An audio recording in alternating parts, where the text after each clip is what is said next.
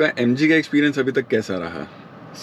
Overall experience तो अभी तक बहुत अच्छा रहा है एमजी का, क्योंकि अभी तक मेरे को लगता है ये हमारे यहाँ की घर की सबसे बेस्ट गाड़ी है ये। ऐसा क्यों लगता है? ऐसा इसलिए लगता है क्योंकि सबसे पहला पॉइंट तो ये लोग पब्लिकली प्रमोट कर रहे हैं सबसे ज़्यादा कि इको फ्रेंडली है, ये है वो है, आप इन्वायरमेंटल थोड़ी आप एक अच्छा स्टेप है उसकी तरफ। बट मेरे को ये लगता है इसलिए क्योंकि इससे ज़्यादा स्मूथ राइड अभी तक किसी और गाड़ी की मेरी तो नहीं है। और इकोनॉमिकली वाइज? इकोनॉमिक वाइज की ये गाड़ी बहुत अच्छी है। मेरे को लगता है कि पैसे जितने बच रहे हैं, क्योंकि इससे पहले मैं वरना चलाता था और उसमें वो गाड़ी एवरेज देती है अराउंड 8-9 की पेट्रोल में। तो उसके बाद जब मैं ये गाड़ी चलाता हूँ तब मैं विदाउट ऐसे एनी टेंशन मैं कहीं भी गाड़ी ले जाता हूँ, कहीं पे भी अपना इसको ले जाने में मेरे को अब दुख नहीं होता दिल से कि भाई अब मैं कितनी भी गाड़ी घुमा लेता हूँ, क्योंकि एंड में आके घर पे ही चार्ज होनी है। और ध्रुव, तेरी हाइट कितनी है? 6'1". 6'1". तेरे को इस गाड़ी में बैठने में कोई प्रॉब्लम? नहीं, एक्चुअली बहुत सारी गाड़ियों में दिक्कत होती है, इसमें नहीं हुई हुआ। इसमें स्पेशली जब मैं चलाता हूँ तो मतलब कितनी गाड़ी में मेरे को ऐसे चलाना पड़ता है, बट इसमें मैं ऐसे हो सकता हूँ और इसका वो भी नीचे चेयर भी नीचे हो जाती है। एंड उसके बाद मैं क्या है ना, मैं जब गाड़ी चलाता हूँ तो मेरी पूरी पीछे भी कर लेता हूँ। तो मैं इस गाड़ी में पूरी पीछे करता हूँ ना, तो पीछे वाले के पास स्पेस रहती है। अनलाइक इन वरना मैं पीछे कर लेता हूँ तो मेरे पीछे बंदा बैठ नहीं पाता था। सो ये इसमें स्पेस उस वे में भी काफ़ी है। लाइक पीछे 3 बंदे कंफर्टेबली बैठ सकते हैं अगर मेरे साइज जितने भी हो। हाँ। अब तूने ये वाली जब ली इलेक्ट्रिक एमजी, तो यही क्यों सिलेक्ट करी? और भी इलेक्ट्रिक ऑप्शंस आते हैं मार्केट में। देखो, मैंने पहले टाटा निक्सॉन चलाई। मेरा बहुत टाइम तक स्ट्रॉन्ग ओपिनियन था कि टाटा निक्सॉन एक बेटर ऑप्शन है। कि मैंने ये सोचा, मैंने उसकी टेस्ट ड्राइव भी ली। मेरे एक दोस्त है, उसने भी अभी रिसेंटली टाटा निक्सॉन ली ईवी। तो मैंने जब वो गाड़ी चलाई ना, तो एक बात है इन ईवीज़ के अंदर पावर बहुत है, और हैंडलिंग वाइज इस गाड़ी की भी पावर जितनी है उस हिसाब से इतनी हैंडलिंग नहीं है गाड़ी की, बट उसकी ज़्यादा ख़राब है। कि मुझे ऐसा लगा कि गाड़ी जितनी पावर उसके अंदर है ना, वो एक पॉइंट पे आके कंट्रोल आप कर नहीं सकते हो। वो थोड़ी गाड़ी आपके हाथ से छूट ना जाए, इम्बैलेंस ना हो जाए आपसे। और प्लस मेरे को इंटीरियर वाइज ये गाड़ी उससे बेटर लगी। ऑब्वियसली प्राइस डिफरेंस भी बहुत ज़्यादा है दोनों में, बट स्टिल मेरे को इंटीरियर वाइज, और मेरे को क्योंकि मैं हूँ सनरूफ्स और पैनोरामिक रूफ्स का बहुत बड़ा फ़ैन, और मेरे को इसीलिए ये गाड़ी काफ़ी पसंद आई। और उसमें ये ऑप्शन अभी तक अवेलेबल था, बट फुल रूफ का नहीं था उसके अंदर। अभी मैं सनरूफ की बात करूं तो कुछ कमी लगती है क्या सनरूफ में? सनरूफ में एक कमी है। अब वही होता है कि कुछ अच्छी चीज़ों के साथ वो बुरी चीज़ें भी आती हैं साथ में। कुछ चांद में भी दाग होता है, कुछ पाने के लिए कुछ खोना पड़ता है। तो इसके अंदर यहाँ पे हमारे ये देख लिए आप कि यहाँ पे जो ऊपर है ये कपड़ा लगाया हुआ है। जैसे अनलाइक बहुत मतलब मोस्टली गाड़ियों में जो आता है वो आता है कि पूरा ये डार्क शीट होती है पूरी डार्क करने वाली, जिसके थ्रू वो अंदर क्या बोलते हैं हीट नहीं आती। अब इसका है कि फैब्रिक लगा हुआ है इसके अंदर, और इसके थ्रू सनलाइट पास होती है। अभी तो हमने छाया में गाड़ी खड़ी करी हुई है तो इसलिए पता नहीं चल रहा, बट अगर मैं अभी धूप में ले जाऊंगा तो इसके थ्रू पता चलता है कि सनलाइट आ रही है। तो उससे थोड़ा कैबिन जो है गाड़ी का वो थोड़ा हीट हो जाता है। ओवर हीट भी नहीं होता है, ऐसी कोई बहुत बड़ी मेजर प्रॉब्लम नहीं है, बट होता है। और सेफ्टी वाइज कुछ इशू लगा हो? सेफ्टी वाइज तो अभी तक ऐसा कोई इशू इतना बड़ा मेजर लगा नहीं है। बस कभी कभार यही लगता है कि जब मैं गाड़ी स्पोर्ट्स मोड पर डाल देता हूँ तो गाड़ी का पिकअप बहुत तेज़ हो जाता है, तो तब मेरे को लगता है कि कहीं मेरे हाथ से गाड़ी ना छूट जाए और टायर एकदम से स्किड करने लग जाते हैं। अगर आप ये चलाएंगे तो ऑब्वियसली आप ये चीज़ नोटिस करेंगे। बट स्टेबलाइज हो जाता है इसका जो स्टीयरिंग व्हील है। अगर आप जैसी रेस बहुत देते हो तो वो ऑटोमेटिकली बहुत स्टेरिलाइज हो जाता है कि वो उसको आप ज़्यादा लेफ्ट राइट नहीं कर पाओगे। It's like it gets locked when you speeding, which is good thing. चलो, ये तो हो गई सी कुछ कमियां, लेकिन इसमें अच्छी बातें भी होंगी जो आपको पसंद है बहुत गाड़ी है। देखो, मेरे हिसाब से तो बुरी चीज़ें कम हैं, अच्छी चीज़ें ज़्यादा हैं। अब मैं साथ साथ बताऊंगा आपको। जैसे ये है इसका गियर सिलेक्टर, ठीक है। यहाँ पे अगर आप ये देखते हैं कि ये जो इसका रोटेटरी है यहाँ पे, ये चीज़ मेरे को ओवरऑल वैसे बहुत पसंद है। बट साथ में इसका डिसएडवांटेज भी ये है कि जैसे टाटा निक्सॉन में भी यही सेम आता है ऐसा, इसकी क्वालिटी उस वाले से बेटर है। बट जैसे वो वाले पुराने निक्सॉन में ये आता था कि उसके अंदर ना लैग बहुत ज़्यादा था। तो बड़ी बार मेरे साथ ये ऐसा हुआ कि मैं एक कट पे खड़ा हूँ और पीछे गाड़ियाँ आके खड़ी हो चुकी हैं और मैं उसको घुमा रहा हूँ, 1-2 बारी वो घूमा नहीं, तो मैं वहाँ पे अटक गया। ऐसा मेरे साथ दो चार बारी हुआ। इसके अंदर ये चीज़ उन्होंने ठीक करी हुई है, बट आई फील आगे आने वाले टाइम में अब नई निक्सॉन जैसे आई है, मेरे को लगता है उसके अंदर उन्होंने ऑब्वियसली वो चीज़ ठीक कर दी होगी। इसके अंदर वो ठीक है, इतना बड़ा कोई मेजर इशू नहीं है इसके अंदर, पता नहीं चलता, ईजिली आप जो सिलेक्ट करना चाहो वो हो जाता है।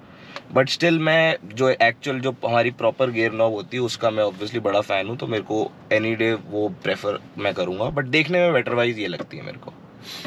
और ये जो बटन्स हैं ये बड़े आर्टिस्टिक से लग रहे हैं, इसका क्या फीडबैक क्या है? अच्छे लगते हैं, वर्केबल हैं, क्या है, प्रैक्टिकल हैं? अब ये बटन्स का भी मेरे को बोथ वेज फील होता है कि एक तरफ से अच्छे भी हैं, एक तरफ से बुरे भी हैं। ये एक तरफ से ये है कि यहाँ पे आपके पास एक बटन है यहाँ पे, क्योंकि इसका सारा यूआई जो ये सब कुछ है, सब कुछ इसका स्क्रीन के ऊपर बेस्ड है। सबसे प्रैक्टिकल बटन जो इसका है वो है इसका होम बटन, कि आप कोई भी इसके अंदर आप जियो, इसके अंदर ये लोग जियो सावन डाल के देते हैं, जैसे ये इसका जियो सावन है। अगर मेरे को यहाँ से बैक वैक कुछ करना है, मैं सीधा होम दबाता हूँ यहाँ पे और मैं आ जाता हूँ इस पर। वॉल्यूम अप डाउन का यहीं पे ही है, ये देखिए। उसके बाद ये एसी का ऑन ऑफ, सामने वाली विंडशील्ड के लिए एसी ऑन करने के लिए स्क्रीन डिफॉगर, रियर डिफॉगर, यहाँ पे आपका आ गया फ़ैन का प्लस माइनस करने के लिए। इसकी एक सबसे ख़राब बात जो ये है कि अगर मैं जैसे ऐप पे हूँ, किसी भी ऐप पे हूँ मैं, अगर मैं इस ऐप पे हूँ और अगर मेरे को फ़ैन की स्पीड कम या ज़्यादा करनी है, तो मैंने इसको दबाया तो पहले ये पूरी स्क्रीन चेंज करता है, और उसके बाद मैं इसको ऊपर नीचे करूँगा तो देखो आप इसके अंदर 0.5 to 1 सेकेंड का डिले है इसके अंदर, कि मैं यहाँ पे अब कम कर रहा हूँ, अब जाके कम हुआ। तो ऐसा सीन इसके अंदर है ये थोड़ा। बट ओवरऑल गाड़ी की फिट एंड फिनिश तो अच्छी लग रही है, सीट्स भी कुशन्ड है और अच्छी ही लग रही हैं। मेरे को उसमें तो गाड़ी की कोई कमी नहीं है, क्योंकि यहाँ पे भी पूरा लेदर लगाया हुआ है उन्होंने, हर जगह लेदर है। नीचे ये ग्रैब हैंडल है, ये हर जगह लेदर उन्होंने डाला हुआ है। तो ओवरऑल ये तो मेरे को गाड़ी बहुत अच्छी लगी। एक चीज़ बस यहाँ पे ये वाला पार्ट है, यहाँ पे मुझे लगता है ये वाली स्पेस एम्प्टी नहीं छूटनी चाहिए थी। ये समझ आता है क्योंकि ये हैंड ब्रेक का है, अप एंड डाउन, ये ऑटो होल्ड है गाड़ी का कि आप ब्रेक मारेंगे और गाड़ी वहीं रुक जाएगी। बट ये स्पेस क्यों एम्प्टी है, इसका रीज़न मुझे पता नहीं है। शायद कुछ फ्यूचरिस्टिक प्लान हो जो हमें नहीं पता। शायद एमजी का कुछ प्लान हो आगे कुछ नया वर्जन में डालने का, तो मे बी लेट्स सी क्या हो सकता है। और इंस्ट्रूमेंट क्लस्टर के बारे में कैसा लगता है आपको? इंफॉर्मेटिव है, कुछ कम होना चाहिए या ज़्यादा होना चाहिए कुछ? अभी भी मेरे को हो गए गाड़ी को चलाते हुए 2-2.5 महीने, मेरे को अभी तक बहुत सारी चीज़ें पता नहीं कि क्या क्या इसके अंदर आती रहती है। और इनफैक्ट मैं इतना कुछ ज़्यादा देखता भी नहीं हूँ कि ये चलाते हुए, मैं सिर्फ अपने मोड पे सिलेक्ट रहता हूँ। इसके अंदर 3 मोड आते हैं, इको, नॉर्मल, स्पोर्ट, और उसमें क्या बोलते हैं, बस मैं शिफ्ट करके देखता रहता हूँ कि कितना रेंज अभी बढ़ जाती है, कितनी कम हो जाती है, बैटरी परसेंटेज आती है आपकी। इजी टू ऑपरेट है, ज़्यादा कोई मुश्किल नहीं है इसके अंदर। मतलब ये देखने में कॉम्प्लेक्स लगता है आपको, बट ऐसा जितना कुछ मुश्किल है नहीं। बहुत बेसिक सामने सारी चीज़ें लिखी आ रही हैं आपके, कि कितने आवर्स से आपकी टोटल ट्रिप हुई है, कितने टोटल ट्रिप का आपका डिस्टेंस है, आपकी कितनी किलोमीटर पर किलोवाट आपकी गाड़ी चल रही है, वो आपकी कंजम्पशन दिखा देता है कि आप गाड़ी कैसे किस वे में चला रहे हो। और चार्जिंग की अगर मैं बात करूँ तो चार्जिंग कितनी जल्दी होती है, कितनी देर लगती है उसको चार्ज होने में? तो MG वाले क्या कर रहे हैं, ये वाले साथ में एक अपना MG का चार्जर घर पे लगा के जाते हैं। तो वो जो चार्जर आता है दैट कॉस्ट अराउंड 50,000, बट इनमें शायद MG वालों ने साथ में दिया था कि वो घर पे आके एक 7 किलोवाट वाला चार्जर लगा के जाएंगे। अभी तक पहले जो होता था वो 3.5 किलोवाट का होता था, अब शायद 7.5 वाला है। तो अब वो वाला चार्जर घर पे लगाने से बेसिकली आपकी डबल स्पीड में गाड़ी चार्ज हो रही है। पहले जो गाड़ी आपकी हो रही थी 14 घंटे 15 घंटे में, वो आज की डेट में अब 7 घंटे में चार्ज हो रही है। तो 0 to 100 in 7 hours, 7 to 8 hours। हाँ, 7 to 8 आवर्स। 8 आवर्स भी आई थिंक ज़्यादा है, 7 आवर्स के आसपास हो जाएगी। बिकॉज अगर आप देखो तो 50 किलोवाट की अगर बैटरी है आपकी, 7 किलोवाट के हिसाब से चार्ज कर रहा है, तो 7 × 60 7 घंटे के अंदर आपकी गाड़ी चार्ज हो जानी है, 7 से 7.5 घंटे में। कितनी गाड़ी चला ली है अभी गाड़ी चल गई है 2,500 किलोमीटर। 2,500। तो इस 2,500 के एक्सपीरियंस के हिसाब से कितनी रेंज लगती है आपको गाड़ी की? ये तो देखो बहुत इंटरेस्टिंग क्वेश्चन है इसका। बिना इसको रॉकेट बनाए, बिना इसको, क्योंकि मैं जिस हिसाब से मैं ज़्यादातर रात में ट्रैवल करने वाला इंसान हूँ, तो मेरे को खाली रोड ज़्यादा मिलती हैं। और मैंने नोटिस करा है कि जब रोड भरी होती है, जब जैसे डे टाइम में अगर मैं गाड़ी लेके जा रहा हूँ, तो इसकी रेंज जो है ना, जितनी ये दिखाता है ऑलमोस्ट उसके आसपास ही चलती है। बट अगर जितनी रोड ज़्यादा खाली होती है और जितना मैं तेज़ चला रहा हूँ गाड़ी, उतनी ज़्यादा इसकी बैटरी ड्रेन होती है। जिस हिसाब से जैसे हमारा फ़ोन है कि मैं उसको कॉन्स्टेंटली यूज़ कर रहा हूँ तो वो गिरेगी एक पॉइंट पे आके, वो ऐसे एक गुड अमाउंट से गिरेगी। बट अगर मैं ब्रेक मार के चल रहा हूँ डे टाइम के ट्रैफिक में, तो गाड़ी को जितनी ब्रेक मारूंगा उतनी बैटरी रीजनरेशन साथ के साथ होती रहती है। तो जितनी दिखाती है उसके आसपास रहती है डे टाइम में। मतलब इस गाड़ी को ट्रैफिक पसंद है? इस गाड़ी को ट्रैफिक पसंद है। ये गाड़ी बनी ही शहरों के लिए, सिटीज़ के लिए, कि जहाँ पे लाइट ट्रैफिक, हाई ट्रैफिक कुछ भी हो ये चलेगी। और गाड़ी की रेंज इतनी है कि आप हाई ट्रैफिक सिटीज़ में भी आराम से लेके घूम सकते हैं उनको। तो मतलब बैंगलोर जैसे हाई ट्रैफिक सिटी है, उसमें तो बहुत उसमें काम कर जाएगी, बिकॉज गाड़ी की रेंज भी है। मैं कभी किसी को टाटा निक्सॉन नॉर्मल वाली किसी को वहाँ पे एडवाइस नहीं करूँगा, बिकॉज उसकी रेंज कम आती है। जो ईवी मैक्स है, ईवी मैक्स बहुत अच्छी है, उसका रेंज काफ़ी है, उसकी भी 300 के आसपास की रेंज है, इसकी 350 की रेंज है। तो मेरे को लगता है ये वैसी गाड़ी है कि एक हाई ट्रैफिक सिटी में भी जहाँ गाड़ी घंटों घंटों खड़ी है ना, तब भी ये गाड़ी वहाँ सस्टेन कर सकती है। अब ये गाड़ी है, ये अभी ऑन है या ऑफ है? ये गाड़ी ऑन है, लेकिन इसमें कोई वाइब्रेशन नहीं है। मैं आपको ऑफ करके ऑन करके दिखाता हूँ, आपको पता भी नहीं चलेगा। ये गाड़ी ऑफ हो गई है। एक चीज पता चलेगा तो अपनी MG बोलेगी, हेलो MG। तो ये मैंने अब इसको ऑन कर दी और गाड़ी ऑन हो गई। That's it? बस आपको AC की आवाज़ आई है चलने की, और कुछ भी नहीं। वाओ। अब ये जब गाड़ी चलती है तो इसका फीडबैक कैसे? जैसे नॉर्मली डीजल की गाड़ियाँ चलती है तो पता चलता है, गड़गड़ एक आवाज़ आती है, एक फील आता है उसमें। पेट्रोल के अंदर थोड़ी साइलेंट होती है, उसकी ड्राइविंग भी थोड़ी साइलेंट होती है। कार की नॉइज़ जो आती है बाहर से सिर्फ वो विंड नॉइज़ आती है अगर आई तो, अदरवाइज वो भी नहीं आती। तो इसके अंदर कोई आउटसाइड नॉइज़ या कुछ ऐसा लगता हो, बैटरी की नॉइज़ या कुछ वैसा? तो देखो, इसके अंदर ये चीज़ तो है, जो बाहर की जैसे नॉइज़ आ रही है, जो रोड ट्रैफिक नॉइज़ है, वो बहुत ज़्यादा नहीं है। तो वो बहुत अच्छी चीज़ है कि उन्होंने जिस हिसाब से भी इन्होंने गाड़ी का डिज़ाइन करा है इन्होंने, वो चीज़ अच्छी है। बट एक चीज़ है, अगर मैं टोटल साइलेंस में जैसे अगर मैं गाड़ी चला रहा हूँ, तो जैसे अगर आपने कभी नोटिस की होगी, एक बैटरी रिक्शा की आवाज़ आती है, एक बड़ी अजीब सी बैटरी रिक्शा की आवाज़ आती है जब वो चलते हैं।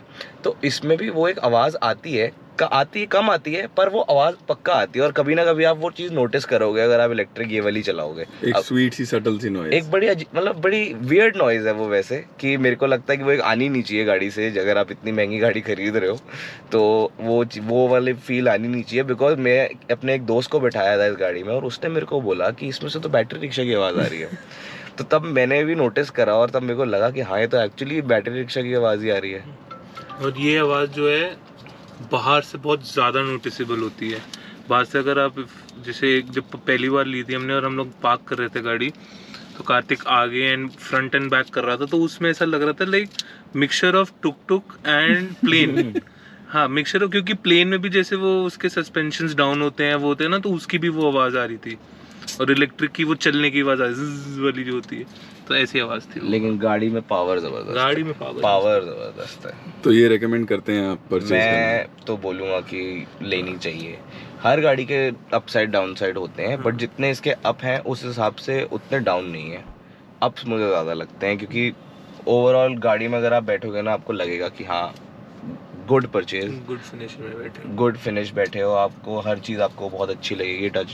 आपको टच एंड फील हर जगह की बहुत अच्छी है। नहीं, केबिन तो इसका लिटरली बहुत ही प्रीमियम फील करता है और साथ में चलने में कंफर्टेबल भी है गाड़ी। चलने में कंफर्टेबल है, बिकॉज मैं कभी कभार अपने दोस्तों से मिलने जाता हूँ, तो मैं वो रहते हैं नोएडा, तो दिल्ली टू नोएडा जाना आना एक बहुत बड़ा टास्क होता था। और स्पेशली मेरे को तो जब पेट्रोल वाइज में जाता था तो मेरे को बहुत बुरा लगता था। फिर मैं अब जब MG आई और उसके बाद मैं ये EV लेके गया वहाँ पे, मैं पहले दिन जब मैं इसको लेके गया वहाँ पे, मैंने उनको जाके अपने सारे दोस्तों को बोला कि मेरी अभी तक की बेस्ट ड्राइव रही है ये फ्रॉम दिल्ली टू नोएडा। इससे अच्छी ड्राइव अभी तक मेरी नहीं रही है, क्योंकि इतनी कंफर्टेबल थी कि मुझे लग ही नहीं रहा था। मैं लिटरली यहाँ पे साइड रेस्ट पे अपना आर्म इस हाथ रख के, और उसके बाद मैं यहाँ पे बस एक हाथ से अपनी इजी टू ड्राइव है गाड़ी। पता भी नहीं चला मैं कब, अराउंड 50-55 मिनट्स का मेरा रास्ता था, पता भी नहीं चला मेरे को कब पूरा हो गया। इसका चार्जर कहाँ लगता है चार्ज करने के लिए? तो इसका चार्जर बहुत ही ऑड प्लेस पे जो आपको दिखाते हैं, इसका चार्जर बाहर की साइड पे। आप चलिए, तो अब हम बाहर आ गए हैं। तो जैसे आप देख सकते हैं, इसका जैसे पेट्रोल की गाड़ियाँ होती हैं, डीजल गाड़ियाँ होती हैं, कुछ में लेफ़्ट में होता है, कुछ में राइट में होने लग गया है। तो अब यहाँ पे आप देख सकते हैं कि इसका है फ्रंट में, और इसको ऐसे हमने पुश करा, ओपन करा। ये इसका ऊपर वाला जो है, ये वाला है आपका घर के चार्जर के लिए, और जो इसका ये नीचे वाला होता है, ये होता है साथ में जो क्या बोलते हैं हमारे पंप्स होते हैं, इलेक्ट्रिक पंप्स पे, वहाँ पे फास्ट चार्जिंग में और भी फास्ट चार्जिंग है। और ये इसका इंडिकेटर है बैटरी का, ये आपको शो कर देता है। अभी गाड़ी ऑन है इसलिए दिखेगा नहीं। इसको ऐसे बंद करा और दैट्स इट। उसमें फ्रंट कैमरा भी दिया हुआ है। ये साथ में इसका फ्रंट कैमरा है। टोटल ओवरऑल गाड़ी में 360 डिग्री कैमरा है, दोनों साइड पे है, साइड मिरर्स पे है, पीछे है, इंटीग्रेटेड। ये आफ्टर मार्केट नहीं है। After market